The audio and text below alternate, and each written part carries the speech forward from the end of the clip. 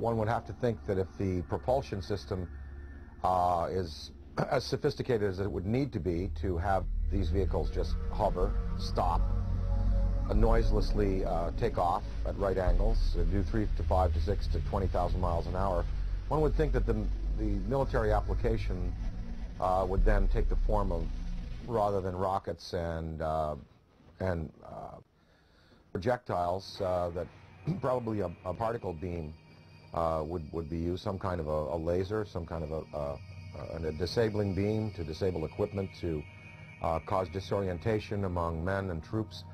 And of course we have seen no evidence of this. I'm not sure that the U.S. military would want to play that card right now, because after all, the war in Iraq really is a conventional war. We have air superiority there already. There is no Iraqi Air Force. There was no Iraqi Air Force. We, in the United States, we have air superiority basically over the rest of the world. I'm sure there's some pretty hotshot MiG pilots in China and Russia. But I think if you put our Air Force up against any Air Force on this planet, we would prevail without the use of advanced technology of the type we're speaking of. So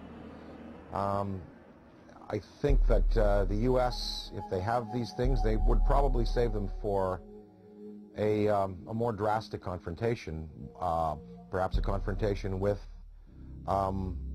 beings that have the potential to be superior over us in terms of the applications of aviation today. So maybe these triangles, the big black deltas, the rectangles, are the next wave of the U.S. military's defense against what some might perceive as an extraterrestrial or extra-dimensional threat.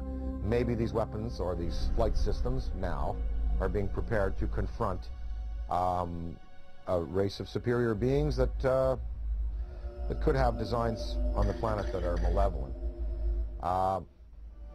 You know, I think it was Lord Hill Norton, or one of the British Air Force Defense Ministry staff who was assigned to study UFOs in the 50s. After he retired, he said that in his estimation there were 23 different species of being visiting the planet in you know, numerous types of vessels.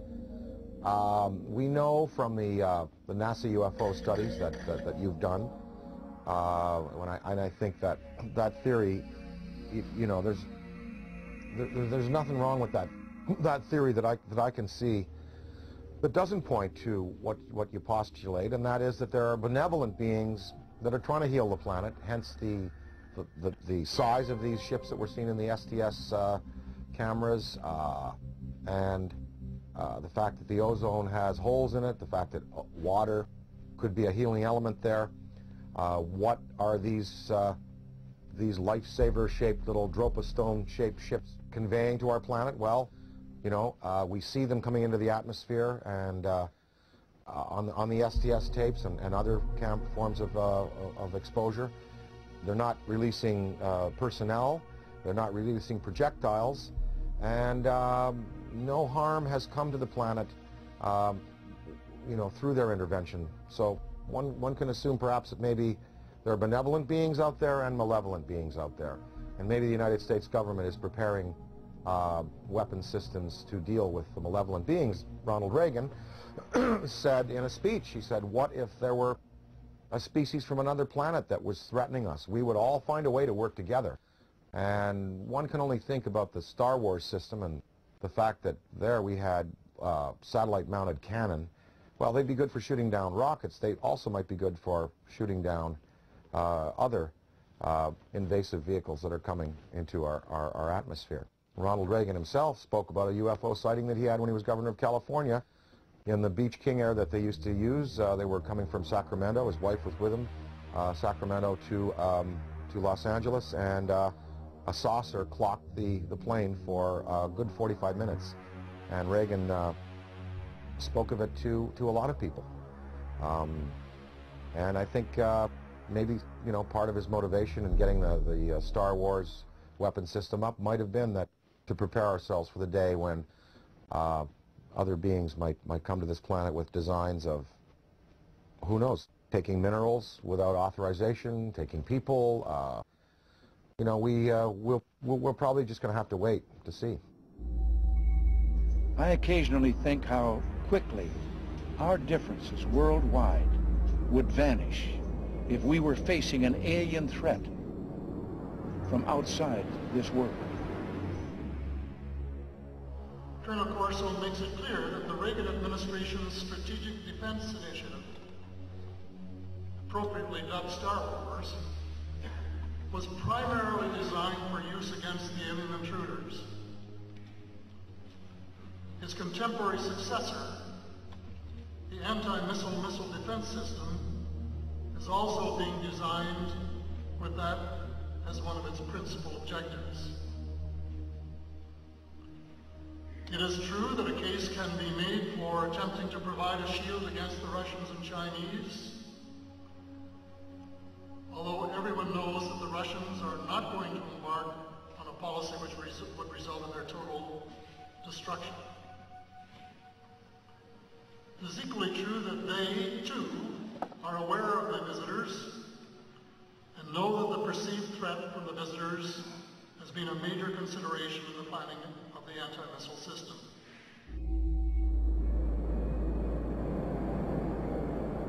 And the incident in question, as at least from my perspective, almost ignited a nuclear war, and that was 5 unidentified objects were picked up on radar coming in over the Pacific Northwest, Northern California, Southern Washington, Oregon area.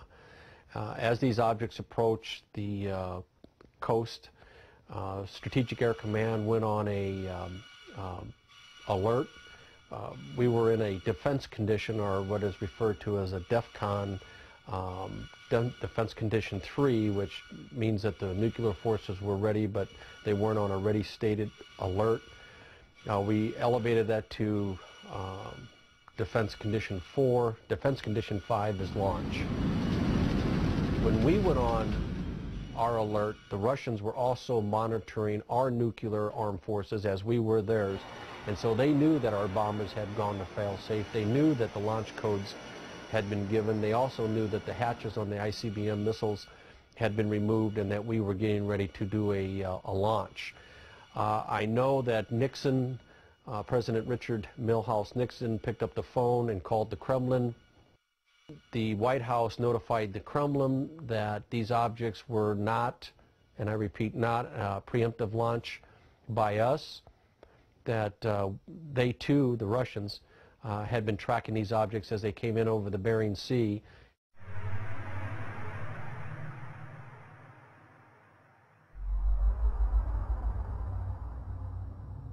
Probably moved 100 miles in a matter of a second or two. When we look at alien abduction, I mean, the idea of a human being being taken and having an implant inserted into their body, I often think of how biologists, how we tag whales. You know, we put a chip on a whale and we can track them via satellite, and also how, you know, we go into a frog's pond and we pull out the frog and we spread it out on the table. Remember in biology class we used to do this, and, you know, stick the little needles in his legs and cut them open. I mean, that's how we look at another life form in another world. So is it really a sign of violence and negativity that an extraterrestrial civilization is coming to Earth and doing the same to us, putting computer chip implants on us to track us, know where we are, study our species,